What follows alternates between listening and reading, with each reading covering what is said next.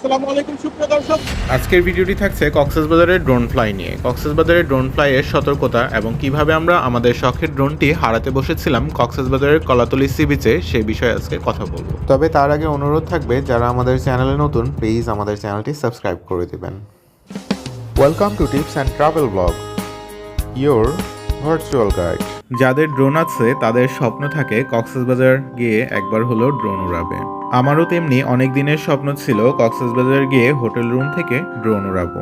তবে দুর্ভাগ্যবশত DJI fly app সেই পারমিশন দিচ্ছিল না। কিন্তু এতদিনের স্বপ্ন কিভাবে ছেড়ে দিই, তাই একটা থার্ড পার্টি অ্যাপস নামালাম ড্রোনটা ফ্লাই করার জন্য। থার্ড পার্টি অ্যাপসটার নাম উল্লেখ করছি না, কারণ আমি চাই না আমার মতো আর কেউ বিপদে পড়ুক। তবে যাদের খুব বেশি প্রয়োজন হবে তারা কমেন্ট করতে পারেন। থার্ড পার্টি অ্যাপসে ওর নোটিফিকেশন আসছিল যে এটা রেস্ট্রিক্টেড এরিয়া, তবে ওড়ানো যাচ্ছিল তাই উড়াচ্ছিলাম। কিন্তু জিপিএস কানেক্ট না হওয়ায় দেখুন একদিকে ড্রিফট করে চলে যাচ্ছে। নিয়ন্ত্রণ করতে বেশ কষ্ট হচ্ছে। তবে অল্প সময়ের মাঝেই জিপিএস কানেক্ট হয়ে গেল, হোম পয়েন্ট আপডেট হয়ে গেল এবং আমরা আমাদের ড্রোনটি পূর্ণ নিয়ন্ত্রণ পেলাম। ভাবলাম এবার মন ভরে ড্রোন উড়াবো, কক্সবাজারের সুন্দর সুন্দর কিছু ভিডিও শট নিব। কক্সবাজার পৃথিবীর দীর্ঘতম বালুময় সমুদ্র সৈকত, এটি আমাদের গৌরব। আমরা চাই এটিকে বিশ্ববাসীর সামনে সুন্দর করে তুলে ধরতে, আর সেই উদ্দেশ্যে আমাদের ড্রোন উড়ানো বা ছবি তোলা বা ভিডিও করা।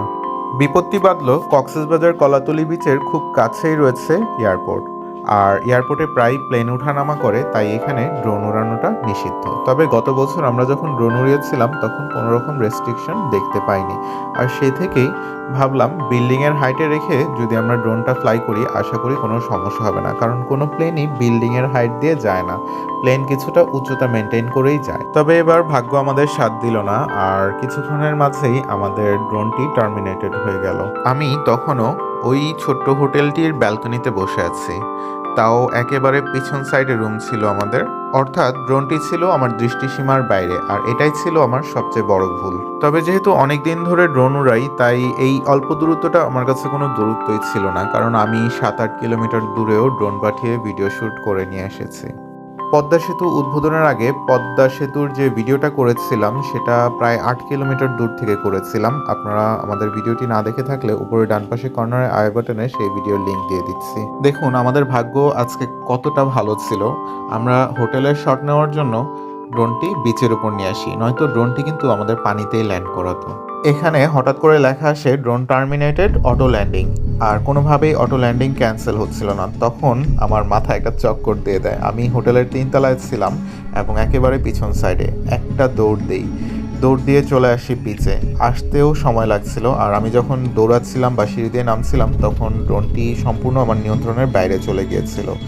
আমি প্রাণপণে দৌড়াচ্ছি, এখানে এসে একটু কানেকশন পাচ্ছিলাম বোধহয় রিমোটে, তখন রিমোটটি এদিক ওদিক ঘোরানোর চেষ্টা করি এবং মোবাইলের স্ক্রিনে দেখার চেষ্টা করি যে আমার ড্রোনটি আসলে কোথায় আছে। এখানে এসে আমি ড্রোনটি নিয়ন্ত্রণ পাই, কারণ আমি এখন হোটেলের নিচে। আমার দেখতে পাচ্ছেন ড্রোনটি ঘোরানো যাচ্ছে কিন্তু উপরে ওঠানো যাচ্ছে না। আমি চেষ্টা করছি ড্রোনটি উপরে ওঠানোর, কিন্তু ড্রোনটি কোনোভাবেই উপরে ওঠানো যাচ্ছে না। তবে আমি ড্রোনটি ঘোরাচ্ছি যাতে কেউ ড্রোনটি ধরে নিয়ে না যায়। নিচে দেখতে পাচ্ছেন নিশ্চয়ই একটি ঘোড়া চালক আমার ড্রোনটি ধরার জন্য চেষ্টা করছে। কিছুক্ষণের মাঝেই আমরা দেখতে পাবো, আমি ড্রোনটি এদিক ওদিক সরিয়ে নেই যেন কেউ ধরে না ফেলে, আর আমি চেষ্টা করি যে ড্রোনটি কোথায় আছে দেখার জন্য। ইতিমধ্যেই একে খেলনা মনে করে অনেক মানুষের ভিড় জমে যায়, তবে সেই ঘোড়া চালক কিন্তু আমাদের পিছু ছাড়েনি। কিছুক্ষণের মাঝেই আমরা তাকে আবার দেখতে পাবো। তবে আমি এখন প্রাণপণে দৌড়াচ্ছিলাম ড্রোনটির দিকে। বিচে এসে আমি কনফিউজড হয়ে গেলাম আসলে ড্রোনটি কোথায়, কারণ ম্যান হাইটে ছিল ড্রোনটি আর মানুষ ছিল প্রচুর, তাই ভিড়ের মাঝে ড্রোনটি খুঁজে পাওয়া খুব একটা সহজ ছিল না। এখন আমার উপায় একটাই ছিল যে ড্রোনের আশেপাশে কোনো ঘোড়া দেখা যায় কিনা, কারণ ঘোড়া ডিটেক্ট করা সহজ। দেখতে পেলাম সেই ঘোড়া চালকটিকে যে অনেকক্ষণ ধরে আমার ড্রোনটি ধরতে চাচ্ছিল, আর তাকে ধরেই খুঁজে পেলাম ড্রোনটি। স্বাভাবিকভাবেই ড্রোনের আশেপাশে অনেক মানুষের ভিড় হয়ে গেল, ড্রোনটি দেখা যাচ্ছিল না, আর এই ঘোড়া চালকটি বারবার ঘুরে ঘুরে ড্রোনটিকে আঘাত করার চেষ্টা করছিল। এই দৃশ্যগুলো আমি মোবাইলের স্ক্রিনে দেখতে পাচ্ছিলাম, কিন্তু আমার কিছুই করার ছিল না, কারণ ড্রোন আমার নিয়ন্ত্রণে ছিল না। ড্রোনটি এখন একেবারেই লক করে দিয়েছে যাতে আমি নাড়াতে চাড়াতে না পারি। আপনারা যারা এই বাচ্চাটিকে বকছেন তাদেরকে বলি, শিশুরা কিন্তু ধ্বংসাত্মক স্বভাবের হবে, এটাই স্বাভাবিক। আপনি একটা বাচ্চাকে একটা কাগজ দিয়ে দেখুন, একটা বই দিয়ে দেখুন, সে ছিঁড়ে ফেলবে, এটাই স্বাভাবিক। আমরা যখন জ্ঞান অর্জন করি তখন বিনয়ী হই। তো যাই হোক, অবশেষে আমি আমার ড্রোনটি দেখতে পাই। কিছু আপুরা ছবি তুলছিল ড্রোনটির, আর অল্প দূরত্বেই ছিল। আমি চেষ্টা করি ড্রোনটিকে নিয়ন্ত্রণ করে আমার কাছে নিয়ে আসার জন্য। ড্রোনটি এখন রিমোট দ্বারা নিয়ন্ত্রণ করতে সক্ষম হচ্ছিলাম।